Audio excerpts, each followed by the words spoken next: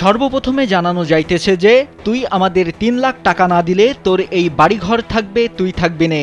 ১ সপ্তাহ সময় মাত্র, এর মধ্যে ঠিকানা মতো একা যাবি আর টাকার ব্যাগ পানিতে ফেলে দিবি। প্রশাসনকে জানানো যাবে না, আর বেশি চালাকি করলে বোমা দিয়ে মেরে ফেলবো। এভাবেই এক ব্যক্তির বাড়ির সামনে লাল টেপ জড়ানো দুটি বোমা সদৃশ বস্তু ও চিঠি পাঠিয়ে হত্যার হুমকি দিয়ে চাঁদা চাওয়া হয়েছে। এরপর বিষয়টি এলাকা জুড়ে চাঞ্চল্য সৃষ্টি করেছে। চিঠিতে হুমকি পাওয়া ব্যক্তির নাম ইসারুল ইসলাম। তিনি দীর্ঘদিন প্রবাসে ছিলেন। বছরখানেক আগে দেশের বাড়ি ফিরে একটি গরুর খামার করেছেন। ইসারুল জানান, সকালে বাড়ির পাশে গরুর খামারে দরজা খোলার সময় প্রথমে ব্যাগের মধ্যে বোমা সদৃশ বস্তু ও সাদা কাগজে লেখা চিরকুট পান তিনি। এলো ভিশন মুশকিল আসান অফার। যে কোনো ব্র্যান্ডের পুরনো ফ্রিজ নিয়ে চলে আসুন ভিশন শোরুমে আর নিয়ে যান নতুন ভিশন ফ্রিজ 20% পর্যন্ত ছাড়। কে বা কারা এসব রেখে চিঠিতে চাঁদা দাবি করেছেন তা নিশ্চিত হতে পারছেন না।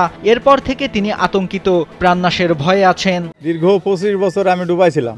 দুবাই থাকার পর আমি দেশে আসি। দেশে আসার পর আজ 1 বছর আমার এই ফার্মে কাজ করি যাইছি, মানে শেষ করতে পারিনি। এই কমাস হইলো শেষ করেছি, করে গরু উঠিছি।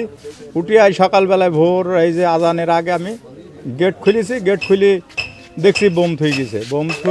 বোম থুই গেছে। এখন আমি মুসল্লিদের ডাকি মক্তব্যে নামাজ পড়তে, যেমন এরম বোম থুই গেছে, সিটিও থুই গেছে। ওরা দেখি পড়ার পর বলছে মরঘাটিতে 3 লাখ টাকা দিতে হবে। 3 লাখ টাকা যদি না দিস ঘর বাড়ি পড়ে থাকবে, তুই থাকবি না। ইসারুল ব্যাগের ভেতরে বোমা সদৃশ বস্তু ও চিঠি পাওয়ার পর পুলিশকে খবর দেন। পুলিশ এসে খামারের সামনে থেকে লাল টেপ দিয়ে মোড়ানো বোমা সদৃশ বস্তু দুটি পানি ও বালু ভর্তি একটি পাত্রে রেখে থানায় নিয়ে যায়। তদন্ত করে আইনি ব্যবস্থা নেওয়ার আশ্বাস দিয়েছেন আইন শৃঙ্খলা বাহিনী। গাংনী থানা এলাকায় জরুরি ডিউটি করাকালীন ঊর্ধ্বতন কর্তৃপক্ষের মাধ্যমে সংবাদ পেয়ে আমরা হিজলবাড়িয়া উত্তরপাড়া গ্রামস্থ